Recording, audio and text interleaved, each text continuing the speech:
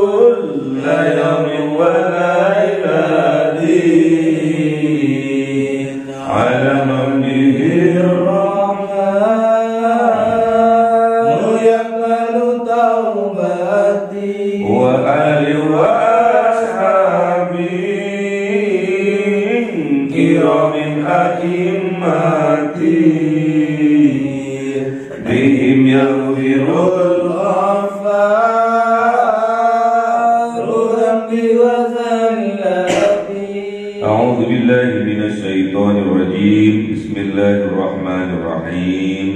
Surah Hud 61. A'udzu billahi minasy syaithanir rajim. Bismillahirrahmanirrahim.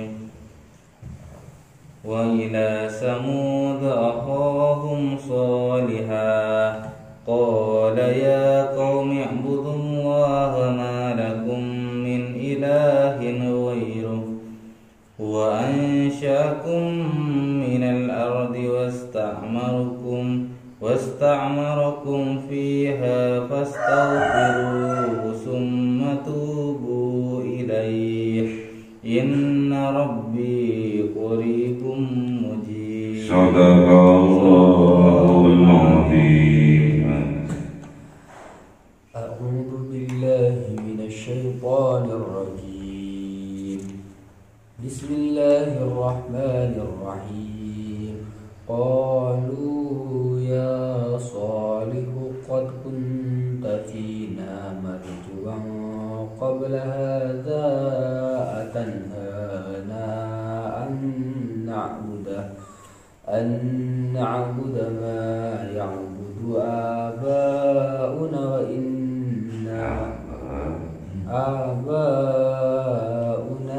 wa inna lafi syakkim mimma tad'una ilaihi murib. Sadaqallahul azim. Bismillahirrahmanirrahim. Qala ya qaumi أرأيتم إن كنت على بينة من ربي وآتاني منه رحمة فمن ينصرني من الله إن عصيته فما تزيدونني غير تخسير.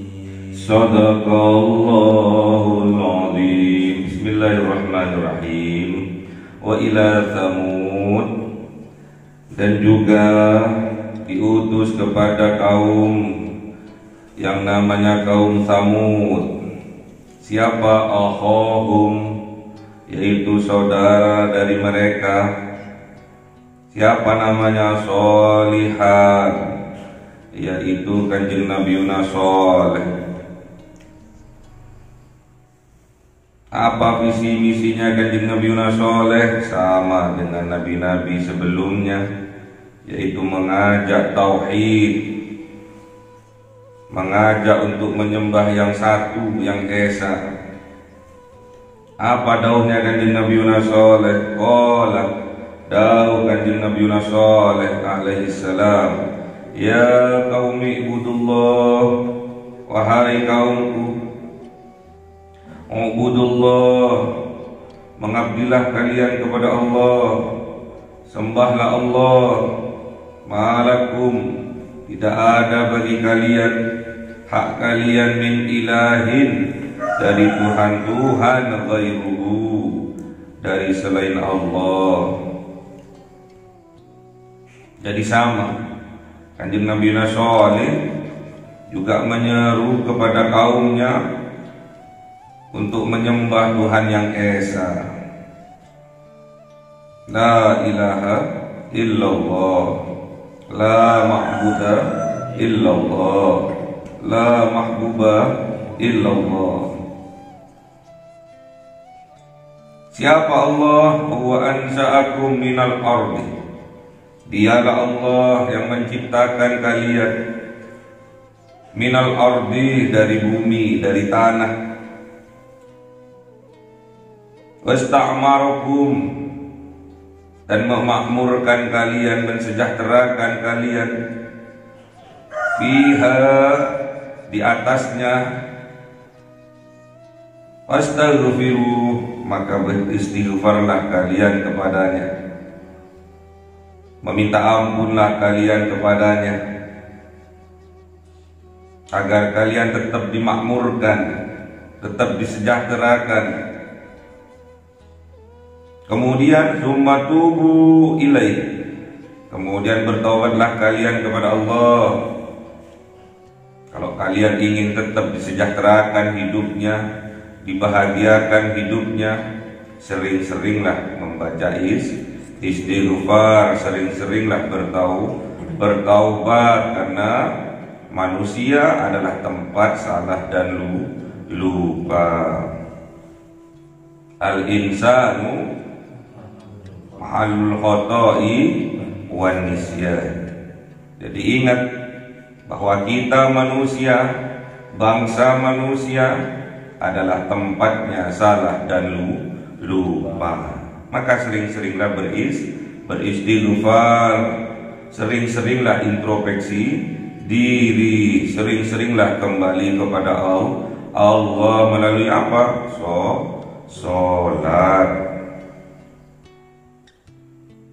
Kalau kita ingin disejahterakan, hidup kita dimakmurkan oleh Allah, sering-seringlah membaca istighfar. Kalau kita ingin dikeluarkan dari permasalahan, sering-seringlah baca istighfar. Kalau kita ingin dikeluarkan dari kesumpekan, sering-seringlah membaca istighfar. Man aktsara minal istighfar faja'ala lahu fa'ajalallahu lahu faja'alallahu lahu. Gimana? Faja'alallahu lahu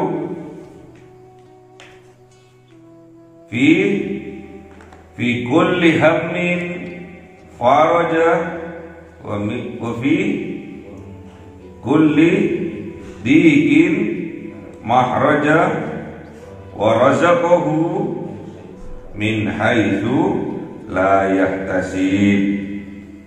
Barang siapa orang memperbanyak baca istighfar, maka Allah akan menjadikan dia min kulli hammin, dari segala hammin yang membuat sumpah, faraja, Allah akan memberikan jalan keluarnya, Allah akan membahagiakannya. Min kulli dhikin, dan dari setiap kesusahan, maka Allah akan mengeluarkannya. Mahraja, maka Allah akan memberikan jalan keluarnya. Dan warazaqahu, dan memberikan rezekinya min haitsu la yahtasib, dari arah-arah yang tidak disangka-sangka sebelumnya. Jadi nggak nututi. Kalau kita hanya mengandalkan akal pikiran saja, tidak nutut. Makanya sumber keyakinan yang utama, sumber kebahagiaan yang utama ada di dalam hati, ada pada keimanan kita. Melangkah seperti apapun, bekerja seperti apapun, sekeras apapun pekerjaan yang kita lakukan, dasari semua itu atas keimanan kepada Allah, keyakinan kepada Allah. Baru semuanya akan nutut, ya. Pikirannya akan nutut, karena Allah yang akan menuntun kita. Allah yang akan memberikan jalan keluar bagi kesulitan kita. Allah yang akan memberi obat bagi kesumpakan kita. Dan Allah yang akan memberikan rezeki yang banyak dan barokah kepada kita. Syaratnya kita sering-sering introspeksi diri, sering-sering beristighfar, sering-sering minta ampun kepada Allah. Dengan cara apa? Bertaubat. Dengan cara apa? Sholat. Inna Rabbi, sesungguhnya Tuhanku, qarib, dekat, mujib, dan juga mengabulkan, mengistijabahkan apa yang kita hajatkan, ya. Allah itu qarib, inna Rabbi qarib. Sesungguhnya Tuhan kita itu, Tuhanku dan Tuhan kalian itu qaribun, dekat, bahkan lebih dekat dari urat nadi kita. Nahnu aqrabu ilaihi min hablil warid. Allah itu lebih dekat dari urat nadi kita. Mujibun, Allah itu mengistijabah apa yang kita hajatkan, apa yang kita mohonkan kepada Allah. Syaratnya beriman. Syarat nomor 1 adalah keimanan kita kepada Allah. Wa idza sa'alaka ibadi anni fa inni qarib ujibud da'watan da'i idza da'an fastajibu li wal yu'minu bi la'allakum yarsudun. Itu syaratnya. Syarat utama adalah keimanan kita. Makanya Allah menyampaikan kepada kanjeng Nabi Muhammad, dan ketika ada yang bertanya, hambaku tentang aku, sampaikanlah wahai kanjeng Nabi Muhammad, fa inni qarib, maka sesungguhnya aku ini dekat, ujibud da'watad da'i idza da'an, aku akan mengabulkan hajat atau doa apabila hambaku berdoa kepadaku dengan sungguh-sungguh. Apa syaratnya? Falyastajibu li, maka kalian harus mengistijabah apa-apa yang diperintahkan oleh Allah. Dengan cara apa? Wal yu'minu bi, dengan dasar keimanan. La'allakum yarsudun, agar kalian yarsudun, disempurnakan kenikmatannya oleh Allah. Qalu dawuh kaumnya Kanjeng Nabi Saleh, ya Salihu, wahai Kanjeng Nabi Saleh, qad kunta fina marjuwan, sungguh engkau fina di tengah-tengah kami. Marjuwan adalah harapan kami. Qabla hadza, sebelum ini terjadi, sebelum engkau mendakwahkan, sebelum engkau mengajak kami ke jalan tauhid, ke agama tauhid, engkaulah harapan kami. Engkau orang yang baik.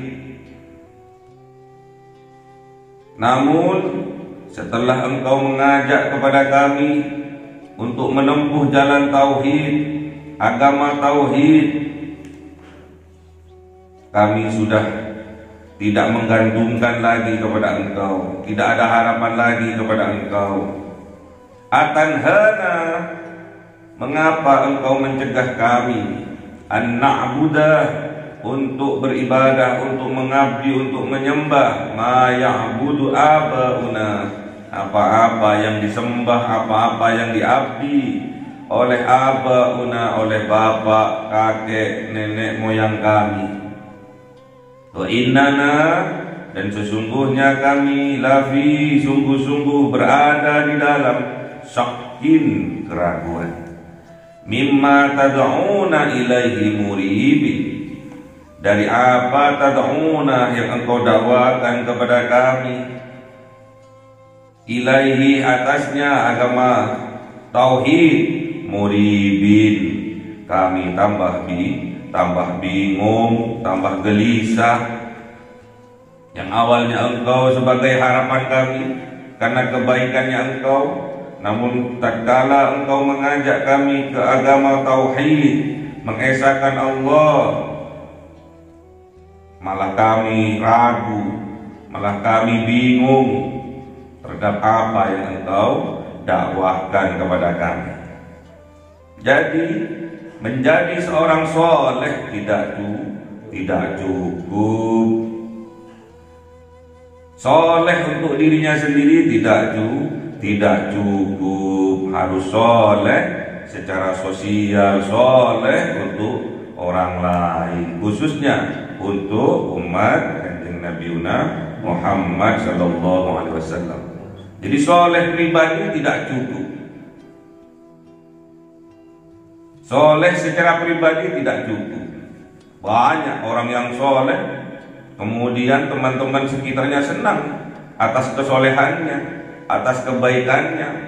Namun tatkala seorang yang soleh mengajak teman-temannya yang tidak sholat untuk melakukan sholat, ini sudah mulai kadang bullying, kadang dicemooh, kadang dikatakan sok alim, sok soleh, sok baik, akan bermunculan. Inilah tantangan, rintangan yang akan dihadapi oleh penerus, pewaris dari para nabi, yaitu para ulama. Namun sebagai penerus, pewaris dari para nabi, khususnya dari Kanjeng Nabi Muhammad, inilah pembelajaran buat kita, umatnya, penerusnya, pewarisnya, untuk jangan sekali-sekali ada rasa putus asa di dalam berdakwah. Inilah sunnatud dakwah. Ada yang menerima, ada yang menolaknya. Ada yang setuju, ada yang tidak setuju. Ada yang cinta, ada yang membenci. Itu sunnatud dakwah. Kita bercermin, dijadikan ibrah pembelajaran, kisah-kisah sejarah dari para nabi, perjuangan dari para nabi, bahwa mereka tidak semulus, tidak semudah apa yang kita perkirakan. Butuh perjuangan, bahkan butuh pengorbanan. Qala dawuh kanjeng Nabi Shalih alaihi salam, ya qaumi,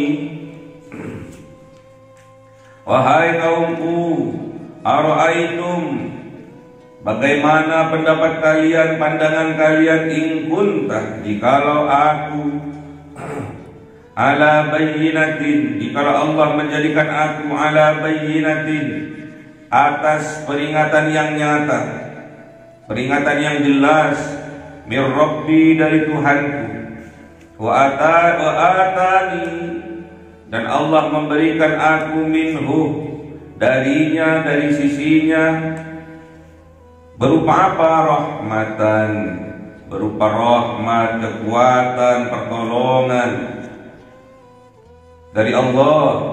Waman yansuruni, maka barang siapa yansuruni, maka siapa yansuruni, yang akan menolongku, minallah, dari azab yang diturunkan oleh Allah, in asaituhu, jikalau kami bermaksiat kepada Allah, jikalau kami bermaksiat kepadanya, durhaka kepadanya, fama tazidunani, maka janganlah menambah kalian kepadaku, ghairu tahsirin, selain dari kerugian. Jadi ini penjelasan yang sangat luar biasa. Fama tazidunani ghairu tahsirin, maka tidaklah kalian menambah kepadaku, ghairu tahsirin, kecuali kerugian, kebangkrutan.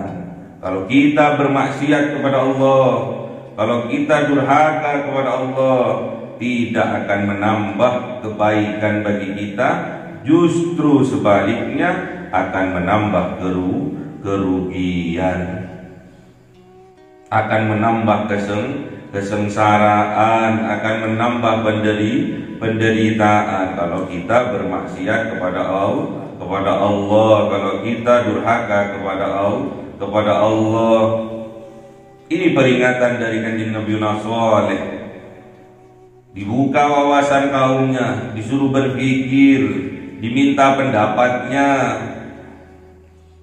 Kalau kita membawa bukti nyata, kalau kita menyampaikan kebenaran dari Allah, itu bentuk dari rahmatnya Allah, kasih sayangnya Allah, agar kita tidak ditimpa adab malapetaka, agar kita dihindarkan oleh Allah dari adab dan malapetaka. Syaratnya kita harus beriman dan mengabdi hanya kepada Allah. Gak boleh kita mendurhakai Allah. Tatkala seorang pemimpin, tatkala seorang ulama, tatkala seorang kiai, seorang ustadz menyampaikan kebenaran kepada kita, jangan kita selisihi, jangan kita durhakai. Karena kalau kita mendurhakai para pemimpin kita, ulama-ulama kita, kiai-kiai kita, ustadz-ustadz kita, maka itu tidak akan menambah kebaikan pada kita, justru akan menambah kerugian, akan menambah penderitaan, kesengsaraan di dunia maupun di akhirat. Kalau kita ingin mendapatkan rahmat dari Allah, kita jangan mendurhakainya, jangan menolaknya, jangan menolak kebenaran yang disampaikan oleh para nabi, para rasul, para ulama, pewaris dari para nabi. Jangan sampai kita bermaksiat kepada Allah, mendurhakai Allah, mendustakan ayat-ayatnya Allah, mendustakan pewaris-pewarisnya Rasulullah yang menyampaikan kebenaran. Kalau itu sampai terjadi, maka tidak menambah kebaikan bagi kita kecuali kesengsaraan. Jadi kita akan sengsara di dunia, akan sengsara di akhirat apabila kita bermaksiat kepada Allah, menolak kebenaran yang disampaikan oleh para pewaris-pewarisnya Rasulullah, para kiai, para ulama, para ustaz. Ya. Jangan sampai itu terjadi. Kalau kita ingin dibahagiakan oleh Allah, ingin diberikan jalan keluar dari permasalahan kita, ingin diberi rezeki yang banyak barokah dari Allah, yang pertama kita harus introspeksi diri dengan cara memperbanyak istighfar, dengan cara bertaubat kepada Allah. Kalau kita ingin mendapatkan rahmat dari Allah, jangan sekali-sekali kita mendurhakai Allah. Kita harus beriman dan mengabdi hanya kepada Allah. Dengan cara apa?